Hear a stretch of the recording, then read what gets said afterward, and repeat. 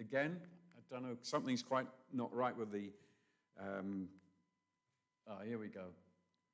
That's not it, one before. He was a good and holy man. We hear about that. He was a priest in the temple. He knew what it was to honor God with his life. And he'd been praying for years for a child along with his wife. So imagine the surprise when Gabriel turned up, not only saying that dear old Elizabeth will have a son, but that the boy would help to bring God's people back to himself. That there was this forerunner of Jesus, the one who became known as John the Baptist. And Zechariah was to be his father. And we read directly after the message that the angel Gabriel gave him that he says this. His reaction was this: how can I be sure? He was filled with fear. He was filled with doubt. Zechariah said to the angel, what proof is there for this? I am an old man and my wife is beyond her childbearing years. The angel answered him, I'm Gabriel. I stand in God's. But because you didn't believe me, believe what I said, you will be unable to talk until the day this happens.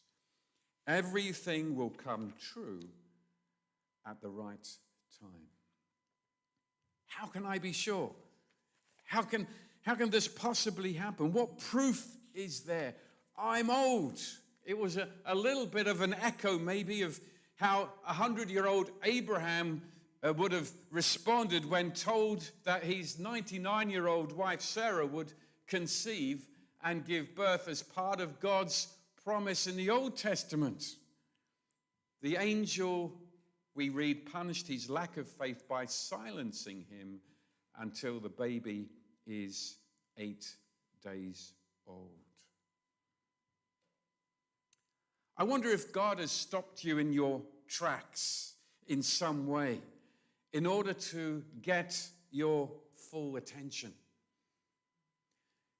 This temporary dumbness was an opportunity for Zechariah to take stock. You know, in the New Testament, when Saul of Tarsus was confronted with this vision, this bright light from heaven, he was temporarily blinded on the road to Damascus. And then eventually he received his sight again and went on to be the great apostle Paul. I want to say that there are times that if God can't get our attention in possibly usual ways, like just us reading a verse and being sensitive to his scriptures, or somebody prompting us in some way, he will choose other ways to allow some sort of upheaval in our lives. It can be, but listen to me carefully, it certainly is not necessarily that illness can be a means by which God, a temporary situation, God grabs our attention. It could be not only a loss of health, it could be the loss of a job. In my own situation, between 2006, 2008, I had a very tough time where I lost health to a certain extent. I lost my job, and it was a very tough period of time. It, in a sense, paralyzed me for a brief time.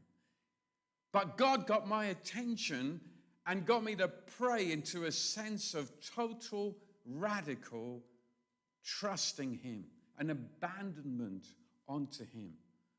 And then he released things, and things turned around and moved forward. But God can use upheavals in our lives if we're not otherwise listening to the one who is the way, the truth, and the life. Because he loves us too much for us to settle for second best. There is one way, his way. There is one truth. And in this world where there is so much controversial news and all sorts of conjecture and rumor and stuff that can so quickly spread on the internet.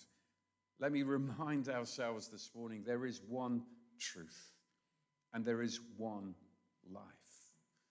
And through his great mercy and through his great love, he will do all he can to grab our attention in order that we understand what it means to live an uncompromising life for him, living his way by his truth in his life. And so he will find a way to get us back on track. And in this story, the angel, as I say, punished him with the silencing. But for her part, Elizabeth keeps the good news to herself. We move forward now. She keeps it for months until her cousin Mary turns up, and then the two of them celebrate their good fortune. And together with the feisty baby John leaping in the mother's womb, they are able to look forward to that time coming up. Okay, then it comes to the naming of the child, this important ceremony at his circumcision. And all expected the child to be named after his father. But Elizabeth says no, and they turned and they gave a tablet to the father. Now, that wasn't a tablet for him to swallow because of his bad throat. It was something to write on. And he wrote simply, "He is to be named John." And we read, as the old priest writes this, immediately his voice comes back and he bursts into praise.